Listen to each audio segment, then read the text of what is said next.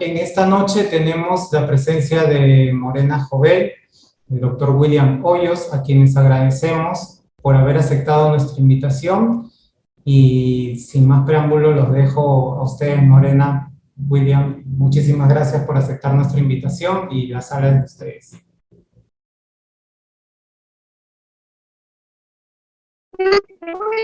Morena, ¿estás en mute?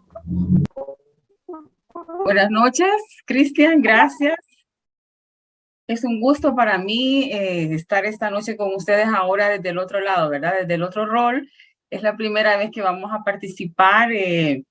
Este año pues he estado un poquito, ustedes saben, desconectada por una situación familiar que tuve, pero es un gusto nuevamente estar acá con ustedes y es un honor para mí presentarles a un colega experto en el tema, este tema de salud tan interesante y que tiene tanto relevancia y tanto impacto en mi país, en nuestro país, El Salvador, y que pues ustedes van a conocer. Sé que estamos en desventajas, William Hoyos y yo, porque en esta comunidad PM4R de Gesto, pues hay muy pocos médicos, la mayoría son ingenieros. Entonces, Eddie Rodes, que acaba de llegar, un gusto verte nuevamente, Eddie. Creo que tenemos reto, ¿verdad?, de seguir ampliando esta comunidad en el área de salud. Así que creo que, bueno, vamos a tener que empezar a abrir camino. Como decía, el tema, pues, es este proyecto tan interesante que ya William Hoyos les va a presentar. William Andrés Hoyos Arango es médico, nació en Bogotá, Colombia, doctor en medicina, graduado de la Universidad José Matías Delgado, acá en El Salvador. Además, es médico especialista en medicina familiar de la Universidad del Bosque, en Bogotá, Colombia, y es maestro en gestión de la salud digital por la Universidad Abierta de Cataluña. Su experiencia profesional y laboral ha sido un profesor desde hace mucho tiempo en la asignaturas del pregrado y posgrado de la Universidad José Matías Delgado, así como profesor de posgrado de medicina interna en la Universidad Evangélica de El Salvador, asesor técnico médico también en regulación de medicamentos en la Seguridad Social acá de El Salvador, y actualmente pues coordinador, bueno, es director, ha sido previamente coordinador y ahora es director de la Dirección de Monitoreo Estratégico de Servicios de Salud del Ministerio de Salud de El Salvador. Además, pues ha participado en varias publicaciones nacionales e internacionales de manera individual y de manera colectiva. Así que sin más que quitarles más tiempo, pues me complace nuevamente dejarle el micrófono a William Hoyos y quedamos a su disposición con este tema tan interesante. Adelante. Bueno, muy buenas noches. Gracias, Morena. Un gusto estar con ustedes y poder compartir un poquito de lo que ha pasado aquí en El Salvador en estos últimos tiempos. Son casi 18 meses de venir trabajando de una manera muy acelerada y un trabajo también previo en esto de la digitalización de la salud. Tal y como lo dice Morena, creo que estamos un poquito en desventaja. Los médicos con frecuencia no tenemos mucha formación en aspectos tan importantes como en la gestión de proyectos con estas metodologías ágiles. Y quieras o no, a través de la vida, pues nos vamos dando cuenta cuando nos metemos a un proyecto de estos que están ahí presentes y que sin quererlo, a veces tratamos de emular situaciones que teóricamente existen y que creería yo que desde nuestra perspectiva, desde la inexperiencia, pues podrían servir, y creo que es lo que buscamos el día de hoy, mostrar nuestra experiencia en esto y tratar de darle el acervo teórico y técnico que ustedes ya conocen con la compañía de Morena. O sea, como les digo, no soy un experto en el tema del proyecto, de llevar el proyecto, pero les voy a contar cómo se llevó a cabo. Morena me decía que hay algunas similitudes, entonces para que los explotemos, y estoy dispuesto para responder algunas de las preguntas. Muy bien, entonces la ponencia del día de hoy, pues prácticamente les hablará sobre este proyecto de transformación y agenda digital, cómo surgió en El Salvador. Les hablaré un poquito de los antecedentes que se dieron con esta digitalización. Es una corriente que viene, pero que definitivamente tuvo un periodo de inflexión con la pandemia. Allí fue un tiempo de crisis, pero también fue un tiempo de muchas oportunidades, sobre todo en este campo. tal y como crisis pues permitió tener ganancias, y el que se adaptó, planificó y actuó, pues finalmente logró implementar, y ahora estamos en fase de monitoreo, evaluación y seguimiento de este proyecto que sigue creciendo y que tenemos el sueño de que llegue a ser sostenible por muchos años y que siga creciendo. Como tal, les hablaré un poquito del contexto del El Salvador. El Salvador es el país más densamente poblado de América. Tiene una extensión de 21.040 kilómetros, es muy pequeño. A pesar de su tamaño, tiene una alta concentración de la población, 6.6 millones de habitantes, donde hay una paridad entre hombres y mujeres.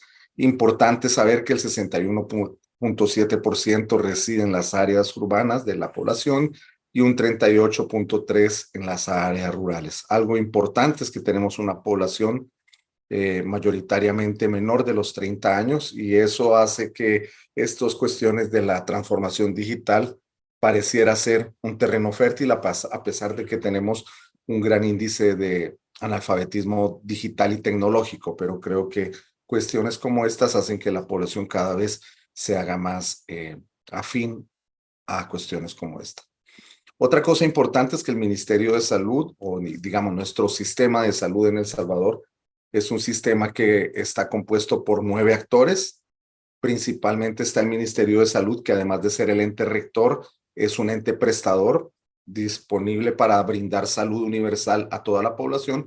Sin embargo, se estima que una población consultante está entre el 70 y el 80%, y el 20% restante entre los otros 6 actores que lo componen, que son el Instituto de Bienestar Magisterial, el Instituto Salvadoreño de Seguro Social, que es el otro grupo más grande, Sanidad Militar, Fondo Social para la Salud, y finalmente pues el sector privado, que constituye de un 2 a un 5% de el espectro de la atención en salud para El Salvador. Como les decía, es un sistema que está fragmentado, es decir, está colocado en 9 fragmentos. Incluso dentro de cada uno de los fragmentos hay niveles de atención, como el nivel ambulatorio o clínicas pequeñas, y están los hospitalarios, y allí lo que veíamos o lo que tenemos es que hay una fragmentación también de la información. Esta información con frecuencia no viajaba a los diferentes niveles, y por lo tanto un paciente que pasaba en una pequeña unidad de salud o una pequeña clínica y pasaba posteriormente a otra, no se conocía qué era lo que pasaba con su expediente clínico. El inicio del esfuerzo por digitalizarse comienza ya allá por el año 97 en el Hospital de Niños Benjamin Bloom, con la llegada de muchos médicos que se formaron en los Estados Unidos o en algunos países de Europa, e intentaron implementar un sistema en ese hospital especialista en niños, pero ese esfuerzo se quedó encapsulado allí, solo para el hospital. Después, en el año 2007, un grupo de ingenieros y médicos trata de instaurar un sistema que se bautizaba con el nombre de Sistema Integral de Atención al Paciente, SIAP, fundamentado en el software libre y en tratar de dar una solución creada aquí en El Salvador para poder atender lo que es un expediente clínico electrónico. Sin embargo, este sistema solo comprendía la parte del agendamiento médico, la identificación del paciente y finalmente la parte de farmacia, que era la que dispensaba los medicamentos. Todo esto sufrió transformaciones durante el tiempo. Este sistema otra vez quedó aislado en el hospital, y allá por el 2011 otros ingenieros volvieron a retomar el tema tratando de darle impulso a lo que ya se había creado. Sufrió algunas modificaciones, y para el 2019 solamente 132 establecimientos del sistema de salud tenían una implementación parcial y muy incipiente de este sistema, con un avance heterogéneo, sin interconectividad, es decir, no había interoperabilidad entre ellos, y prácticamente era un proyecto que solo sobrevivía cuando existía una fuerza local que así lo impulsara o que intentara sacarlo adelante. Sin embargo, es para este periodo donde se empiezan a ver algunas cuestiones muy interesantes que hablaban de la disparidad y la capacidad para tener conectividad. De hecho, hoy se cree que una de las grandes cosas que se puede hacer para el desarrollo es tener conectividad, pero en aquel entonces, para el 2019, un estudio diagnóstico realizado por el BID y la investigación de mercado establece que el 59% de los establecimientos de salud no contaba con Internet. Es decir, había un 41% que parece ser que contaba con Internet, pero el 88% de estos establecimientos que contaba con Internet era llevado por los mismos trabajadores que allí ejercían. Es decir, los médicos compartían sus datos, conseguían un pequeño módem y trataban de compartirlo, pero eso no era eficiente para poder hacer que estos datos de los expedientes clínicos viajaran, porque tampoco existía un sistema maduro que así lo permitiera. Otra cosa importante es que solo el 4% de los establecimientos de salud contaba, digamos, con un Internet propio dado por el ministerio. Es decir, teníamos muy baja posibilidad de conectividad y la poca conectividad que existía en otros establecimientos era porque el mismo empleado la daba y era prácticamente para su propia gestión. Correos electrónicos, comunicaciones con el ministerio, etc. Sin embargo, esa preexistencia del SIAP con una definición conceptual y módulos de identificación, agendamiento y farmacia, como los decía, pues permanecía vivo por la necesidad que tenían algunos médicos o clínicos de seguir manteniéndolo a flote. Esta es una línea de tiempo de lo que le contaba, el SIAP, cómo comienza a crearse. Allá por el 2018 el BID comienza a ayudarnos a crear como una ruta digital para poder empezar en marcha. En el 2019 se hace una serie de estudios muy interesantes y allá para el 2020 se hace el ESH for Health, que es de la OPS, para conocer el grado de madurez de nuestros sistemas. El Salvador había crecido muy poco en los sistemas y sus sistemas de información en salud estaban disgregados, no se hablaban entre ellos. A la hora de querer tomar una decisión, teníamos fuentes o información divergente porque los tomaba de diferentes fuentes y a cuál hacía caso. Bueno, ustedes, yo creo que los ingenieros saben eso, tenían que tomar decisiones con los ojos cerrados y con acciones basadas en la experiencia y no en la evidencia. Entonces eso era algo muy evidente en ese momento. Y se hizo más evidente con la llegada de la pandemia, que es el punto de inflexión que hace que lo que se había caminado se capitalizara o no. De ahí en adelante todo ha sido una historia muy diferente. Este sistema SIAP evolucionó ahora a un sistema SIS, Sistema Integrado de Salud, con un esfuerzo enorme de un enorme ejército de gente tratando de que este sistema realizado de manera local sea relevante y sea importante en el sistema de salud salvadoreño. Como les digo, en ese entonces pudimos ver que esa pandemia doblegó hasta los países más fuertes. Y en esa pandemia se evidenció la necesidad de tener información de calidad para poder tener las mejores decisiones. Todos en nuestros países en Latinoamérica nos dimos cuenta cómo golpeó a unos más que a otros. Y entonces en ese momento tuvimos el paso o la decisión, en ese momento, ¿qué decisión íbamos a tomar? ¿Seguiríamos tratando los problemas de salud o este problema que era aplastante y que definitivamente parecería sobrepasar a todos o que nos iba a sobrepasar a todos con los medios conocidos que lo hacíamos a través del papel, de una gestión centrada en los procesos personales sin estar sistematizada, o nos lanzábamos definitivamente a un camino que poco habíamos recorrido, más en el área de la salud? Que la digitalización a los últimos que suele tocar es a la salud.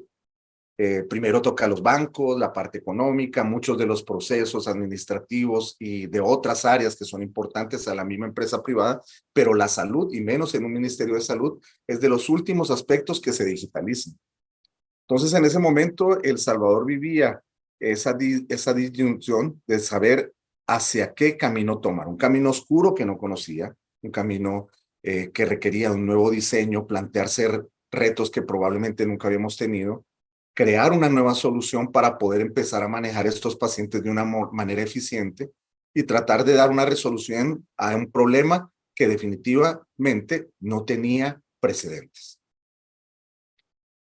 Todo ese camino que habíamos caminado previamente con el BID nos permitió a nosotros empezar a hacer un planteamiento del problema incluso desde una manera anterior. O sea, ya teníamos documentación, habíamos hecho un diagnóstico, teníamos un planteamiento de los problemas que teníamos y teníamos requerimientos priorizados, que esto que ustedes aquí se le llama la Casa de la Salud Digital, y muestra los aspectos importantes que nosotros debimos haber tenido en cuenta si hubiésemos querido seguir en esa ruta digital planteada por el BID en el 2018. Y definitivamente esta fue nuestra hoja de ruta. Pero en ese momento, con la toma de decisión, lo que ocurrió fue decir hacia dónde vamos. Y entonces allí es donde toma la iniciativa los médicos jóvenes que estaban asumiendo este problema mayúsculo, entre ellos el ministro de Salud y algunos que colaborábamos, y dijimos, apostemos por la digitalización. Esto va a ser una cosa horrible, pero tomemos el riesgo, probemos y intentemos. Y ahí fue donde empezamos a tomar en marcha esto. Y en sus inicios, lo que parecía ser muy difícil de lograr en un país como los nuestros se convirtió en un paradigma. Y en un paradigma incluso a nivel de América Central. Tanto así que fuimos merecedores de una publicación, publicamos para el tiempo de la pandemia, en medio de todos los problemas, este modelo que nosotros promulgamos para tratar este problema que se nos venía encima. Era el abordaje con los pocos recursos que teníamos para ese momento de esa pandemia utilizando la tecnología. Ustedes saben que prácticamente para ese tiempo Italia tenía casi 8.42 camas por cada 100,000 pacientes de cuidados intensivos e inclusive Italia colapsó. Italia no daba abasto con lo que tenían y nos dimos cuenta que un sistema de salud fuerte como Italia fue puesto de rodillas. Las condiciones desafortunadas que tuvo Italia, pero afortunadas para nosotros, nos permitieron empezar a ver esa realidad, quizá con unos días de retraso, y fue en ese momento en que, además de las ideas que teníamos de digitalización, el gobierno de El Salvador comenzó a planificar la creación de un hospital de cuidados intensivos con una capacidad para más de 1,000 camas UCI y poder atender de manera centralizada todos aquellos pacientes que tenían o que iban a estar enfermos de COVID-19. Para aquel entonces solo teníamos para todo el país 94 unidades de cuidados intensivos, 94 camas en el sistema público, y estaban distribuidas en 9 hospitales del sistema público. Esto solamente constituía un 1.45 camas por cada 100,000 habitantes versus 8.42 para Italia. Imagínense el desastre que iba a ocurrir. Entonces nos pusimos creativos. Aquí ustedes pueden ver el primer hospital, es el Hospital San Rafael, donde comenzó todo. En este hospital nosotros secuestramos las cámaras de seguridad y las pusimos al servicio de las camas de la UCI porque teníamos solamente 2 intensivistas. Y dijimos, bueno, tenemos que proteger a los intensivistas, ellos van a quedar en una unidad de monitoreo y desde allí van a empezar a emitir órdenes a los médicos que pueden ayudarnos, porque si nos quedamos sin intensivistas, esto va a ser una verdadera catástrofe. Y aquí ustedes ven una de las fotos de ese hospital San Rafael que nos sirvió como piloto para tratar de intentar emular lo que nosotros queríamos hacer con un inicio de digitalización. Sin embargo, esto fue importante con la creación del Hospital El Salvador. Aquí ustedes lo tienen, un hospital para 1,000 camas UCI, muy bien equipado, oxígeno y todo lo que queramos. Pero el problema fue cuando llegaron los pacientes allí. ¿Cómo íbamos a manejar esa cantidad de pacientes sin un expediente digital? Donde teníamos que intercambiar papeles entre pabellones y el miedo al COVID y todo lo que teníamos, no sabíamos cómo hacerlo.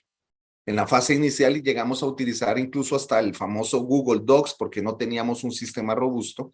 Y allí es donde nace esta metáfora que yo les digo a los ingenieros, que el CIS o el CIAP fue llamado la Cenicienta porque en ese momento entra en acción en el hospital y a través de lo que ahora conocemos como este proyecto íbamos prueba-error en un plazo de 3 meses lograr sacar adelante por medio de software libre un sistema de gestión clínica del paciente hecho a la medida en medio de una pandemia.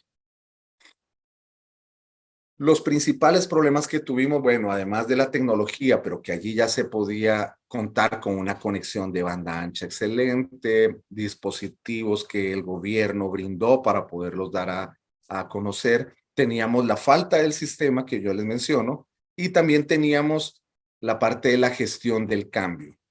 Todos los médicos que allí estaban, que en aquel entonces estaban conformados por 19 intensivistas, eran no nativos digitales. Y todos en alguna medida se oponían a utilizar un sistema informático. Sin embargo, en medio de la pandemia y las condiciones existentes, utilizamos aquellas cosas que en educación a veces hacemos incluso desde el kinder, la zona de desarrollo próximo, en donde utilizamos personas versadas o tutores en un tema y los colocamos en la acción al lado de el aprendiz. Este aprendizaje por pares hizo que en cuestión de 15 o 20 días estos clínicos aprendieran a manejar el expediente y se apropiaran de él y conocieran las ventajas que tenían. Ahora, lo importante era poderles dar resultados positivos en la medida en que caminábamos. Al inicio eran muchos los reclamos, pero los reclamos se iban solucionando con el paso del tiempo. Hacíamos un desarrollo, lo implementábamos, lo poníamos a prueba, el usuario nos decía que debía cambiarse, se remediaba y así íbamos en una escala que terminó cerca de 4 meses después de iniciado el hospital allá por julio. Para la segunda ola que fue allá por septiembre, octubre, teníamos ya un sistema maduro que estaba conectado con laboratorio, con rayos X y toda la información del paciente disponible para el hospital. De allí en adelante, la velocidad de implementación también fue mucho más rápida y la cantidad de correcciones comenzaba a disminuir. Ya lo que venían eran mejoras o plus de cosas que no eran tan neurales, pero que abonaban más al proyecto. Ustedes pueden ver aquí una de las salas del hospital. Esto es una foto real del Hospital Nacional de El Salvador.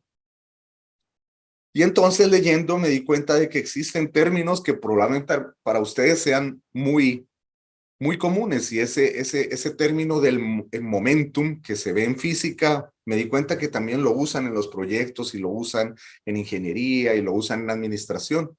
Y ese momentum se le conoce como el punto de partida en el cual los resultados comienzan a materializarse de manera repetida, generando una inercia positiva. Eso en el contexto de la digitalización y en medio de la pandemia, definitivamente se vio. Fue un impulso, fue un proyecto ganador.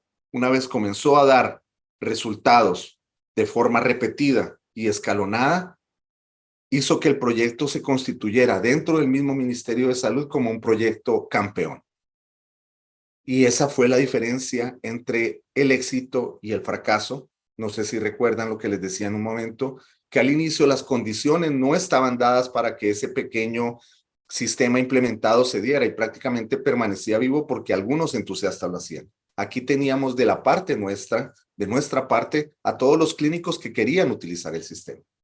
Y aquí surge el otro concepto que me pareció muy interesante y es aquel concepto de la suerte de los campeones. Entonces, decíamos que los resultados palpables en el sistema que teníamos comenzaban a ser identificados como un proyecto ganador.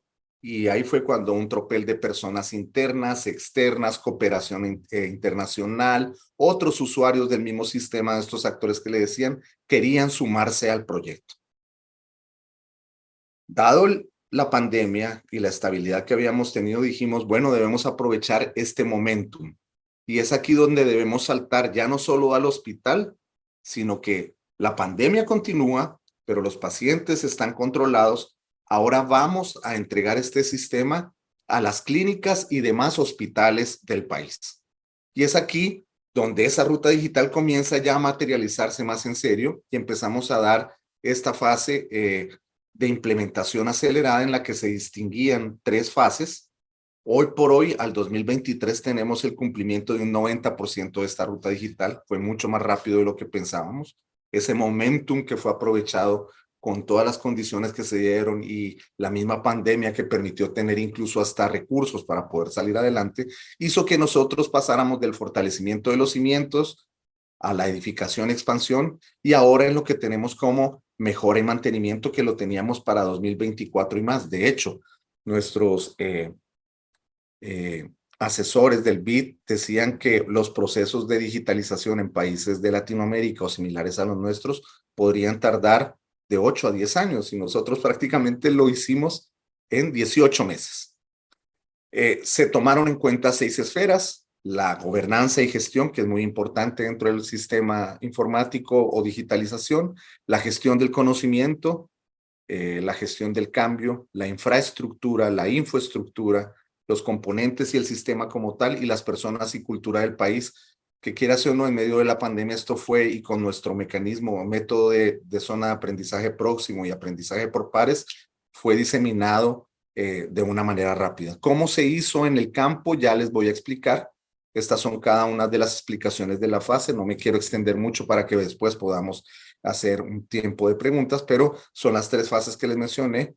Y a la fecha, el día para el cierre de al 22 de junio, 21 de junio, teníamos el porcentaje de implementación de este sistema en el Ministerio de Salud en 717 de 731 establecimientos del primer nivel, de las clínicas o unidades de salud ambulatorias.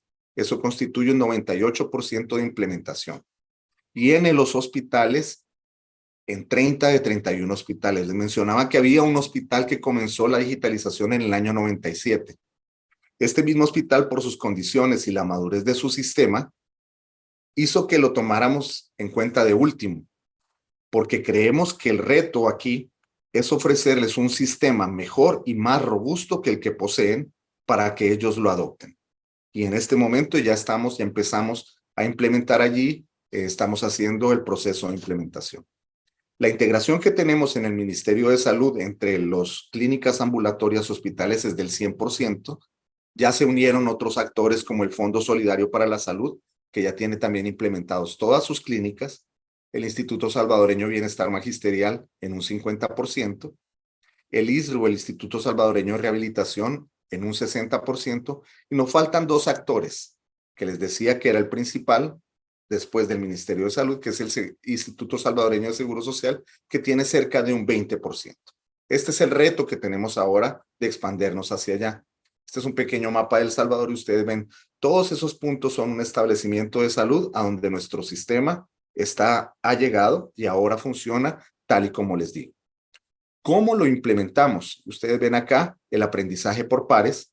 Siempre utilizamos un implementador de la misma disciplina a la persona que se le quiere enseñar a usar el sistema. Es decir, junto con una enfermera hay un enfermero o enfermera que le está explicando y es experto en implementar el sistema.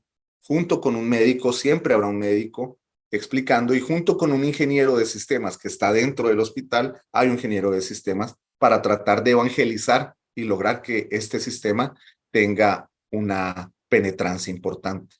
Hemos ido desde los hospitales hasta los lugares más remotos del país, en donde logramos la conectividad, porque hay que decirlo, que este proyecto fue importante porque una vez se dieron cuenta que servía en el hospital, la fiebre por digitalizar creció de una manera que el gobierno lo identificó como un proyecto ganador. Y dijo, también vamos a hacer que estos establecimientos tengan conectividad.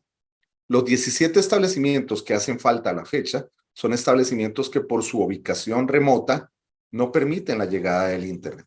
Pero ahora, con la salida del Internet, Starlink, ahora se va a hacer posible que estos establecimientos también se nos unan y van a constituir un gasto mucho menor del que se tuvo que incurrir para poderlo hacer. Entonces se están dando las condiciones para seguir creciendo. Ustedes ven aquí un poquito de las métricas de las diferentes acciones que se hacen dentro del sistema, y este es un dashboard que nos permite conocer el comportamiento o el uso de algunas de las facetas principales que se usan dentro del sistema, y ustedes ven que va en ascenso hasta el momento de hoy, hasta junio.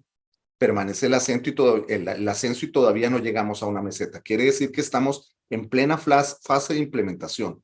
Puede ser que hayamos pasado la pendiente más amplia, pero nosotros debemos continuar con el mismo empuje y continuar con este momentum y proyecto exitoso para hacer que se unan el resto de establecimientos o actores del sistema que queremos hacer. Estas son algunas cifras importantes al 2 de junio del 2023, el número de expedientes clínicos creados, las atenciones médicas, para que ustedes vean que son la parte final de la gráfica que anteriormente les mostré. Y ver ahora cómo se está haciendo. O sea, existen cerca de 22 módulos en el primer nivel de atención. Esto es lo ambulatorio, las clínicas a donde vamos con un síntoma, con una enfermedad para que nos traten y nos dan de alta en casa. Pero ustedes ven que hay 22 módulos que están hablándose entre sí. O sea, es un sistema que permite tomar información y llevarla a cada uno de los módulos. Y la forma en que seguimos implementándola fue idéntico a cuando tuvimos éxito. El usuario detecta alguna necesidad, nos la comenta a nosotros la traducimos en compañía de los ingenieros y los médicos, hacemos desarrollo muy rápido, implementamos, lo ponemos a prueba en pequeños pilotos y si funciona, lo multiplicamos en los demás. Si no funciona, hacemos las mejoras hasta que el usuario final lo permita y diga que está apto para sacarlo y lo sacamos. De esa manera hemos ido creciendo enormemente en esto y hoy por hoy tenemos la comunicación con el primer nivel de atención y los hospitales. Ustedes ven aquí ya 20 módulos de los hospitales que nos permiten tener esa comunicación tal y como les decía. Importante decir que esos requerimientos son continuos, casi que cada semana estamos recibiendo requerimientos. A la semana siguiente tiramos el Figma o la maqueta, después implementamos cuando hay aprobación, vemos si hay errores, corregimos y la siguiente semana viene otro requerimiento que nos ha permitido ir trabajando a un ritmo extenuante. Para comentarles cuál es el nivel de crecimiento que hemos tenido, cuando yo entré al Ministerio de Salud, iniciada la pandemia, eran 18 ingenieros los que estaban a cargo del área de tecnología, de la información y telecomunicaciones. Hoy en día, el equipo está conformado por cerca de 260 desarrolladores, ingenieros, y más de 160 profesionales de la salud que se dedican única y exclusivamente a implementar el sistema. Es decir, ellos no se encargan de dar atención clínica, sino de enseñarle a todos los médicos del sistema a utilizarlo y a estar disponibles para cualquier duda las 24 horas del día, los 365 días del año, hasta los lugares más remotos.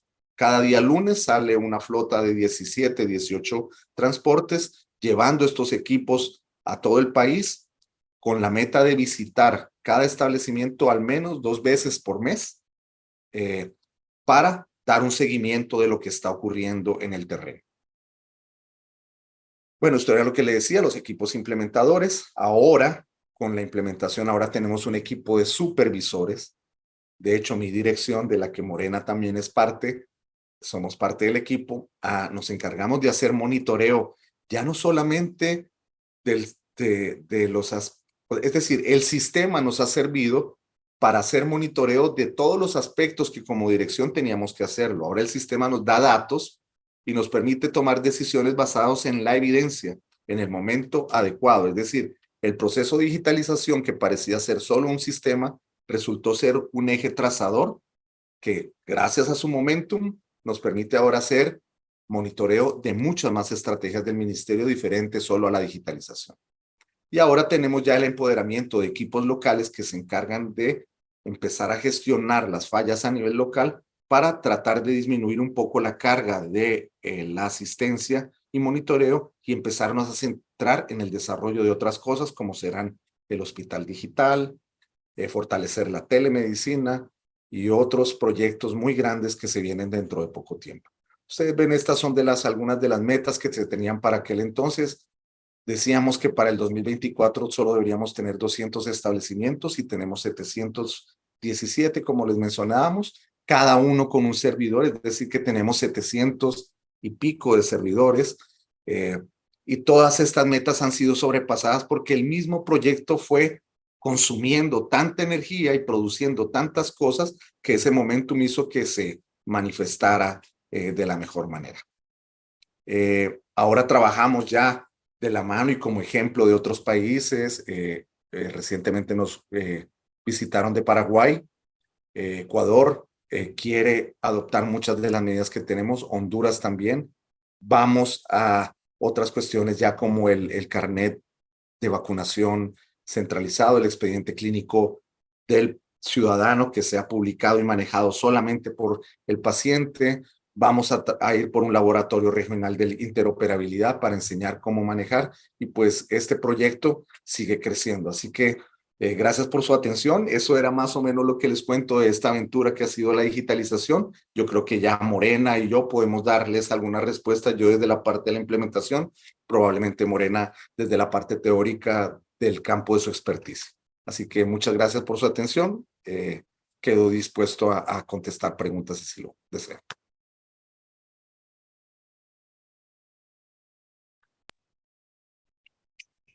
Muchas gracias, William. Excelente presentación.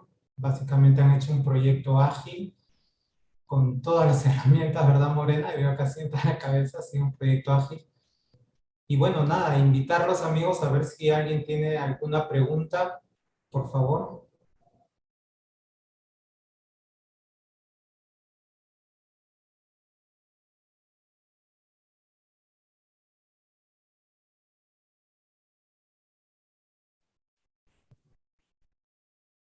¿Una pregunta, amigos? Cristian, ¿me permites? Por supuesto, adelante, Jorge. Sí, bueno, en realidad felicitarlo a William por ese tremendo esfuerzo que se ha hecho en El Salvador, que es un trabajo titánico.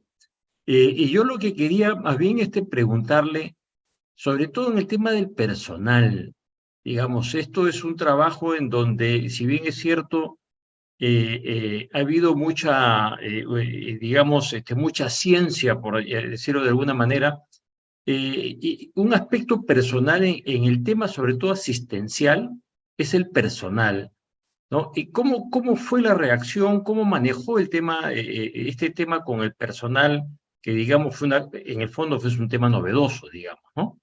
Esa sería mi pregunta. Gracias. Bueno, de hecho, creo que es de las partes más difíciles de abordar. Cuando estábamos en el hospital, que fue la fase inicial de implementación, hicimos varios intentos por hacer que el sistema fuera utilizado por los médicos, enfermeras, porque era un punto de inflexión. Eran personas no nativos digitales, o sea, personas que no teníamos o estábamos acostumbrados a utilizar un sistema como tal. Nos dimos cuenta de varias cosas. Uno, teníamos que ofrecer un sistema que para ellos, al usarlo, no tuviéramos que hablar, sino que simplemente el sistema les dijera, esto es mucho mejor a lo que venía haciendo anteriormente. Uno. Y dos, si tengo miedo de usarlo, porque esa fue la gestión del cambio, ¿quién me va a estar acompañando durante todo este proceso? Y ahí fue donde pusimos el aprendizaje por pares.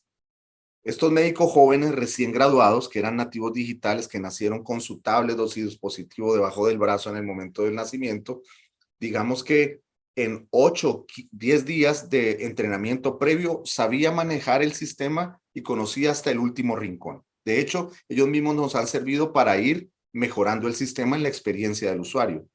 Pero teníamos que colocarlo al lado de maestros súper especialistas, eran intensivistas, especialistas en medicina crítica y pulmonología, en medicina crítica y neurointensivismo. O sea, eran maestros que de alguna manera debíamos tratar de enseñarles con el par, con una persona que hablara el mismo idioma y no con un foráneo como un ingeniero, porque los dos se veían como tal, como un extraterrestre y el otro como un troglodita. El ingeniero veía al médico como un troglodita incapaz de utilizar una tablet y el médico veía al otro como un extraterrestre al que no le entendía absolutamente nada. Ese momento de éxito se marcó en el hospital cuando ellos comenzaron a ver que si el sistema era tan bueno que les permitía ahorrarse muchos pasos y tener en un solo sistema la información de todos sus pacientes, prácticamente la inercia del sistema y lo que les decía, el momentum. De repente era gente que nunca había tenido una máquina en su clínica. Estaban en el lugar más remoto y empezar a tener una máquina Eso marca una diferencia ya, no solamente de este sistema, sino también psicológica. Estoy siendo tenido en cuenta. La tecnología llegó aquí y frecuentemente asociamos la tecnología al desarrollo. Y el desarrollo, más las buenas cosas, empezaron a hacer sinergia. Pensábamos en un inicio que los problemas iban a ser las personas de más años. Pero bueno, yo creo que Morena y yo hemos visto videos de pediatras de 80 años, maestros del servicio, que usan el sistema mejor o con más ahínco que el que usa un recién graduado, porque tienen toda la información así y están contentos, prácticamente como una gamificación. Han tomado esto como una gamificación y lo han apropiado para sí mismo. Entonces yo creo que ahí está el éxito. La gestión del cambio es muy importante y sí lo hemos visto. Si nosotros dejamos de hacer monitoreo o seguimiento en algún tiempo, el sistema comienza a caer hasta que no se convierte en una costumbre y hasta que nosotros no logremos depurar todos aquellos aspectos que suelen ser débiles todavía, que hay muchos, pero este proceso, como les digo, se llevó a cabo en menos de 1 año y medio, en comparación a lo que nos decían los expertos y asesores, que podría llegar a tardar hasta 8. Entonces, en ese camino vamos recorriendo y estamos conscientes de que debemos seguir trabajando y dando seguimiento por mucho tiempo hasta que esto se convierta en una cultura, en algo que es usado todos los días, como cuando llego a mi oficina, abro mi correo electrónico y es parte de mi ¿cómo sería? De mi ruta diaria. Rutina. De mi rutina diaria, correcto.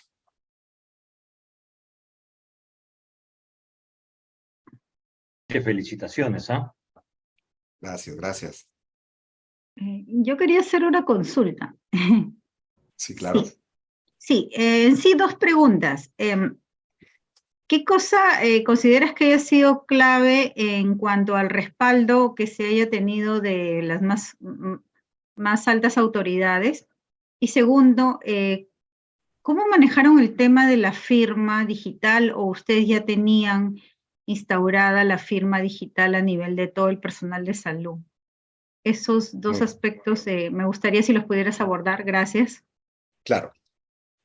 La primera pregunta sobre el apoyo resultó determinante y total, porque la cantidad de equipo e inversión que se hizo en esto fue muy grande y sobre todo en muy corto tiempo. Hasta podríamos decir, la gente podría decir fue desordenada, ¿no? Yo creo que fue caótica, pero fue ordenada. O sea, un proceso que teníamos que hacer, que los expertos nos decían que íbamos a tardar 8 meses haciendo el diagnóstico de las necesidades de computadoras, conectividad, que iba a tardarse 8 meses, lo hicimos con nuestras cuadrillas en 3 semanas. O sea, y se logró hacer y fue caótico, fue extenuante, pero se logró hacer. Y fue la suma de todas las condiciones. La pandemia nos respiraba al oído. Teníamos que poder correr porque era el momento de hacerlo. Teníamos el apoyo completo, podían hacerse préstamos, podían hacerse muchas, o sea, salud se puso de moda. Si no aprovechábamos ese momento en que los médicos nuevamente éramos vistos, como dicen, héroes sin capa, etcétera, etcétera, no lo íbamos a lograr. De hecho, ahora salud otra vez ha vuelto a un segundo plano, a un tercero o a un cuarto plano, tal y como estaba antes, ¿verdad? Pero aprovechamos ese momento. Y con la ruta y con la firma digital fue un reto muy grande, porque lo que primero instauramos fue la firma simple, pero la misma pandemia hizo que se flexibilizara un poco estas cuestiones normativas y permitieron que esa firma simple inicial diera inicio. Ya en el Hospital El Salvador ya se manejó con una firma a través del software, con una firma de doble validación, se trabajó con consentimientos informados, cartas de compromiso, el mismo sistema ya tiene una bitácora de quién entra y quién no entra, y se trabajó mucho en esto de la gestión de la higiene digital. Ya viene, se acerca dentro de esto, uno de los grandes impulsos de la agenda digital en salud fue hacer visualizar al gobierno que tenía que empezar a trabajar en la firma electrónica de todas las entidades gubernamentales y también de todo el país. Y es algo que está por lanzarse. Pero nosotros tenemos una firma simple dentro del Ministerio de Salud, donde estamos todos registrados con dobles factores de validación. Ok, gracias. Con todo gusto.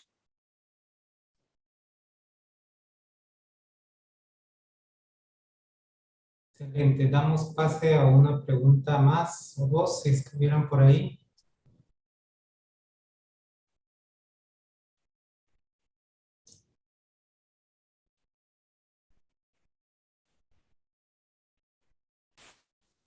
No sé si puedo volver a preguntar. Bueno, Sí, soy muy adelante. preguntona. El tema de la capacitación, sé que usaron varias estrategias, esto de capacitación en pares, pero siempre suele haber rotación del personal y hay que volverlo a hacer. ¿Han implementado algún aula virtual, alguna grabación de estas capacitaciones? ¿Han hecho alguna estrategia también de entrenar a los entrenadores? Si nos podrías comentar. Gracias. Claro. Lo que hacemos en este caso es que tenemos una aula fundamentada. Bueno, aquí somos usuarios de software libre. Digamos que yo soy como médico, soy un enamorado del software libre y utilizamos un Moodle, o sea, ya con la tecnología más todo ese ejército de ingenieros, creamos los Moodle y cada vez que hacemos una mejoría en un módulo, hacemos los videotutoriales, los manuales y los posteamos en un lugar que se llama saber.salud.gov.sb. Allí cada quien está logueado y puede incluso hasta obtener su avance, que es una parte importante para poder entrar a una plaza. Es decir, si yo voy a ser residente de medicina interna, debo prepararme en esta aula con mis credenciales para poder pasar y tener la capacitación para poder entrar. Sin embargo, también lo que hacemos es que para cada uno de los hospitales tenemos un médico líder implementador que no es parte de la planta del hospital, sino que es parte de nosotros. Y él prácticamente está residente en el hospital solo para resolver las dudas o problemas que existan en torno al sistema, además de todos estos grupos itinerantes que están dando viaje y están dando soporte continuo. También hay una mesa de ayuda en donde caen los tickets o soporte las 24 horas del día, dispuestos a ayudar incluso de forma remota a el usuario. O sea, la idea es que el usuario no se nos quede, sino que tener siempre allí la capacitación. Dentro de los hospitales siempre va a haber una gente que es la que está de planta. Los hospitales escuelas son los que mayor rotación tienen y en estos hospitales donde hay mayor rotación, los que suelen venir vienen de unidades de salud o de hospitales que durante su formación en la escuela de medicina rotaron por hospitales que ya tienen el sistema. Entonces son usuarios que ya traen una impronta de lo que han usado en los últimos años. Es decir, cada vez vemos menor necesidad de formar a estos nuevos residentes porque ellos ya fueron formados de una manera paulatina y en la práctica de su escuela en el sistema. Entonces el sistema prácticamente es nacional y ellos a donde se desempeñen ya saben cómo utilizarlo.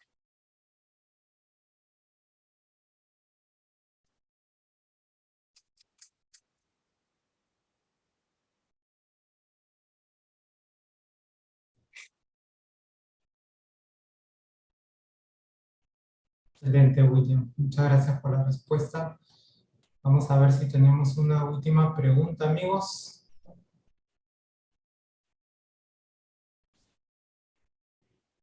No sé si de repente Morena quiere decir algo que...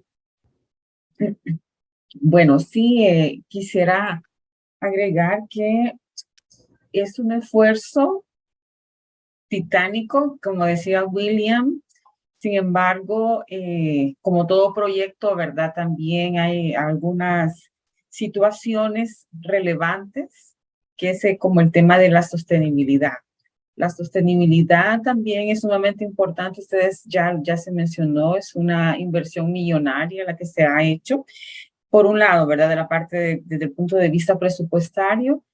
Sin embargo, la sostenibilidad no depende también solo de dinero, sino que de la visión compartida que tienen todos los usuarios, y esta yo la constato cada vez que voy a los establecimientos de salud, del primer nivel de atención, del nivel hospitalario y del nivel gerencial en la Secretaría de Estado. Es un compromiso, es un deseo porque todo funcione. Entonces, en esto quiero yo sí recalcar el trabajo en equipo, que ustedes ya lo han mencionado acá en los comentarios. Definitivamente es un trabajo en equipo y vemos el liderazgo de William, que prácticamente sería el líder súper ágil, haciendo referencia a los términos, ¿verdad?, de la metodología. El dueño del producto, pues nuestro Ministerio de Salud, ¿verdad? Pero sí quiero destacar esto, que El Salvador ha dado un paso de gigantes en esta parte, y pues yo me siento como muy satisfecha de ser parte del equipo. Creo que ustedes en sus países también tienen un grado variable de avance en la cuestión digital, ¿verdad? Muchos van muy avanzados.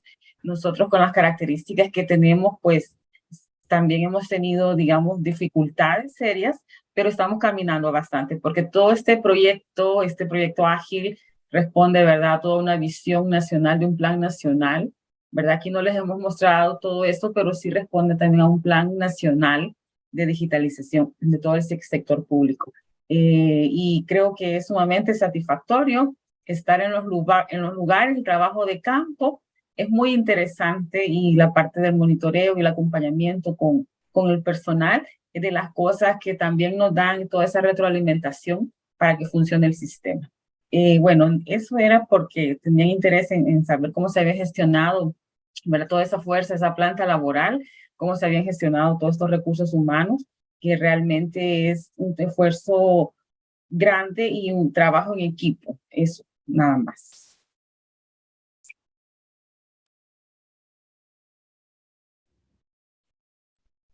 No sé si hay alguna otra pregunta o comentario. Pues todavía tenemos a William Hoyos, que lo podemos seguir aprovechando un ratito más, porque tiene su merecido descanso intenso todos los días. Trabajo intenso.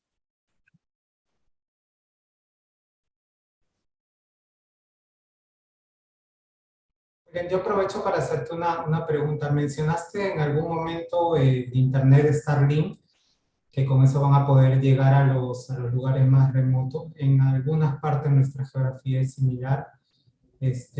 ¿Cómo han trabajado esto? ¿Cómo Starlink nos está ayudando, ¿no?, al ser también una tecnología nueva, ¿no? Recién tiene, creo que ni un año o un año, no sé si me equivoco, pero ¿cómo los está ayudando, ¿no?, esta nueva tecnología a ustedes?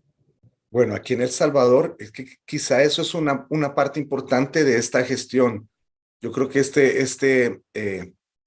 este gobierno se ha dedicado como a a pensar fuera de la caja. Y una de estas cosas que hizo fue empezar a apostar, bueno, en la pandemia apostó por las vacunas de una manera prematura, cerró aeropuertos de forma prematura, estableció cuestiones que estaban fuera de la caja de forma prematura, e incluso en el Starlink, a nivel regional, fuimos el primer país que tuvo la cobertura de Starlink. Y en eso mismo, o sea, porque yo creo que apuestan por esto de la democratización de la conectividad. O sea, es un pensamiento como muy moderno, no están pegados a tantos temores que suelen estar presentes en otro tipo de personas, y creo que eso también, por lo que leí antes de hacer esto, es algo que caracteriza las cuestiones, a los proyectos ágiles. O sea, hay cierto grado de incertidumbre, pero puesto en una balanza también puede representar muchas cosas. Si yo he estado metido en proyectos que a veces pueden llegar a costar $1 millón para poder dar conectividad a un grupo de 10 o 15 centros de salud. Si tengo en cuenta el equipo que va a costar para cada uno de los centros de salud como $550, que es lo que está saliendo el equipo, más el distribuidor para conectarlo a un access point, 550 más 50 mensuales, por mucho, resulta un proyecto mucho más barato, con velocidades que ya hemos probado en el campo y está muy bien. De hecho, uno de nuestros planes de itinerancia probablemente tengan en cuenta el uso de Starlink para esto. Ellos directamente no nos colaboran, pero sí se metieron mucho en esta cuestión de tratar de introducirlo rápidamente a El Salvador, y ayudaron mucho a que todas estas cuestiones legales que tenían que hacerse y la disponibilidad para entrar ocurriera. De hecho, una vez entró Starlink, las empresas de telefonía también comenzaron a asustarse y a poner planes mucho más baratos y a tratar de dar cobertura. Entonces, creo que adoptar todo este tipo de tecnologías en las cuales no soy experto. Sé que hay aspectos técnicos que pueden ir en detrimento, pero realmente para nosotros resulta, para la utilidad que puede determinarse en compartir datos en salud, es una solución para llegar a puntos remotos de una utilidad invaluable, ¿verdad? De hecho, en este momento yo estoy conectado a Starlink en mi casa porque dejé de utilizar las tecnologías anteriores. O sea, esto es parte de probar lo nuevo y darse cuenta que a veces probar lo nuevo puede tener beneficios sobre lo que queremos. Excelente, excelente, William. Muchas gracias por tu respuesta. Bueno, amigos, si no tenemos más preguntas, agradecemos a la doctora Morena. Doctor William, muchísimas gracias por su gran exposición. Ustedes lo están viendo en el chat ahí, les están dando las felicitaciones. De verdad que ha sido un proyecto muy interesante y sigue siéndolo.